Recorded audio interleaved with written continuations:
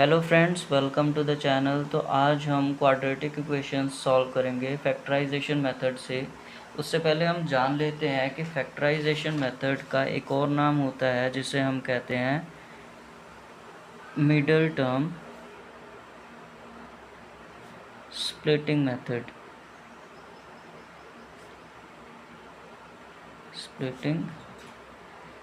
Method. Suppose करते हैं कि कोई एक इक्वेशन है ax² + bx + c। तो इसमें हम क्या करते हैं, जो ये हमारी मिडिल टर्म है इसको हम दो टर्म्स में स्प्लिट करते हैं, सपोज़ e और f। तो हम इन दो टर्म्स में इसको मिडिल टर्म को स्प्लिट करेंगे सो दैट कि ये जो हमारे पास c कांस्टेंट है और जो a है हमारे पास, उन दोनों का मल्टीपल, इन दो टर्म्स को मल्टीप्लाई करके इन दोनों का प्रोडक्ट आए a और c का, और इन दोनों को प्लस करके ये हमारे पास मिडिल टर्म आए। ये हमारे पास पूरी टैक्टिक होती है फैक्टराइजेशन मेथड या मिडिल टर्म स्प्लिटिंग मेथड को सॉल्व करने की। स्टार्ट करते हैं क्वेश्चन से, इससे आपको ज़्यादा समझ में आएगा। अभी तो आपको कुछ समझ में इतना नहीं आया होगा। तो सबसे पहले स्टार्ट करते हैं इस फर्स्ट इक्वेशन से। इसमें हमारे पास क्या दिया है, x² + 3x - 4। अब यहाँ पे लास्ट टर्म जो हमारे पास c दी है वो है -4, और a की जगह पे हमारे पास कोई भी टर्म नहीं है, मतलब यहाँ पर 1 है। तो हम इन दोनों को मल्टीप्लाई करेंगे तो सेम आंसर आएगा -4।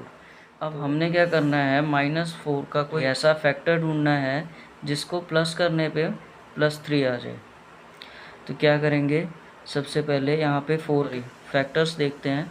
4 के पहले फैक्टर्स लिख लेंगे 4।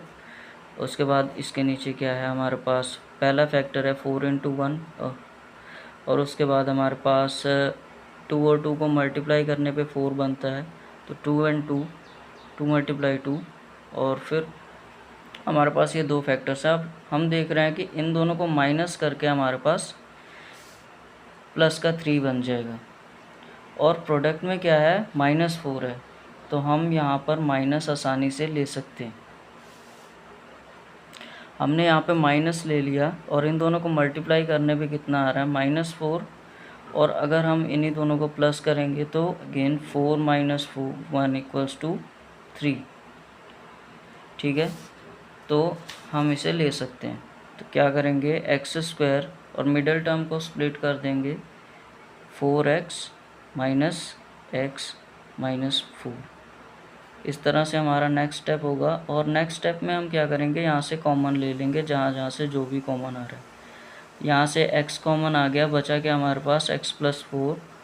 फिर यहाँ से माइनस कॉमन है तो -1 हम कॉमन निकालेंगे। 1 क्योंकि हर एक एलिमेंट के साथ, हर एक डिजिट के साथ, हर एक साइन के साथ 1 कॉमन होता ही होता है, क्योंकि इसको मल्टीप्लाई करने पे कोई और फ़र्क नहीं पड़ता इक्वेशन में या डिजिट में।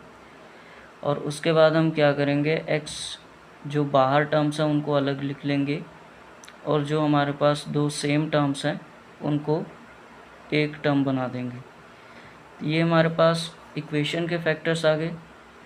अब उसके बाद हम इन दोनों को अलग अलग 0 से इक्वेट कर लेंगे, x - 1 = 0, और उसके बाद x + 4 = 0। अब यहाँ से हमारे पास ये -1 इधर चला गया, 1 आ गया, और यहाँ पर x = ये +4 इधर चला गया, ये -4 आ गया, और ये हमारे पास दो रूट्स आ गए x के। क्वाड्रेटिक इक्वेशन में हमेशा ये होता है कि हमें दो ही रूट्स मिलते हैं, क्योंकि दो रूट्स होते ही हैं। वो सेम भी हो सकते हैं और अलग भी हो सकते हैं। तो अब हम करते हैं ये सेकंड इक्वेशन। इसमें हमारे पास ट्विस्ट क्या है कि ये जो x² है उसके साथ में जो कोफिशिएंट है a, वो हमारे पास 1 नहीं है। तो इसको हम कैसे सॉल्व करेंगे वो भी देख लेते हैं। तो हमारे पास a क्या है, a है हमारे पास 3, और c है हमारे पास 4। तो 3 और 4 को मल्टीप्लाई करने पर हमारे पास 12 आता है। तो अब हम यहाँ पर 12 के फैक्टर्स को देखेंगे।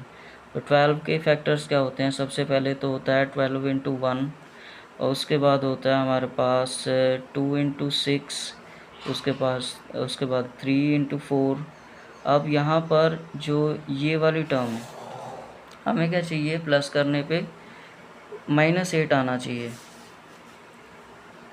तो हम देख रहे हैं कि 12 माइनस 1 तो 11 होता है, और 6 प्लस 2 जो है वो हमारे पास 8 बन रहा है। तो हम क्या करेंगे? 6 प्लस 2 8। अब हमें क्या चाहिए? माइनस का 8 चाहिए, -8, और 12 चाहिए प्लस का।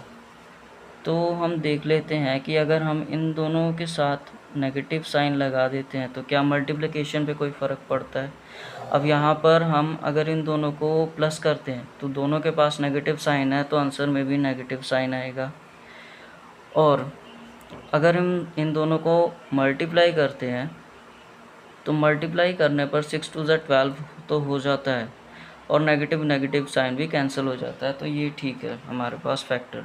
तो हम इसी को अप्लाई करेंगे इस इक्वेशन में। 3x² minus 6x minus 2x plus 4 equals to 0। अब यहाँ पर हम कॉमन निकालेंगे, x कॉमन आ गया, और हमारे पास यहाँ से 3 भी कॉमन आ रहा है, तो 3x कॉमन आ गया। बचता क्या है? x माइनस 2 यहाँ पर हमारे पास बच रहा है। और उसके बाद यहाँ से हम कुछ भी, यहाँ से भी कॉमन आ रहा है, -2 यहाँ से कॉमन आएगा। माइनस, अगर यहाँ पे बीच में नेगेटिव साइन है और यहाँ पे नहीं है तो आपको माइनस लेना ही लेना है कॉमन। तो यहाँ से -2 कॉमन आ गया। अब x यहाँ पर क्या बच रहा है? x, और यहाँ पर अगर प्लस साइन है और हमने नेगेटिव निकाल लिया कॉमन, तो यहाँ पर क्या हो जाएगा? नेगेटिव हो जाएगा, क्योंकि माइनस माइनस प्लस होता है ना। तो x -2 हो गया। तो क्या करेंगे? बाहर वाली टर्म्स को अलग लिख लेंगे, और जो कॉमन वाली टर्म्स हैं उनको अलग लिख लेंगे। अब इन दोनों को इक्वेट कर देंगे 0 से। 3x - 2 equals to 0 and x - 2 equals to 0। अब क्या करेंगे? 3x इक्वल्स टू -2 इधर गया, प्लस का हो गया, और यहाँ से यहाँ भी -2 इधर गया, प्लस का हो गया। अब x इक्वल्स टू, यहाँ पर 3 डिवाइड मल्टीप्लाई में है, यहाँ पर आके क्या हो जाएगा? डिवाइड में 2/3 हो गया, और ये x इक्वल्स टू 2, और ये हमारे पास 2 रूट्स आ गए x के। बहुत सिंपल मेथड है। अगर आप इसको 3-4 बार प्रैक्टिस करते हैं तो डेफिनेटली आपके दिमाग में ये बैठ जाएगा बिल्कुल। तो फ्रेंड्स, अगर आपको ये वीडियो अच्छी लगी हो, हेल्पफुल लगी हो, तो चैनल को सब्सक्राइब करो, अपने दोस्तों के साथ शेयर करो, और वीडियो को लाइक करना तो बिल्कुल मत भूलना। मिलते हैं नेक्स्ट वीडियो में।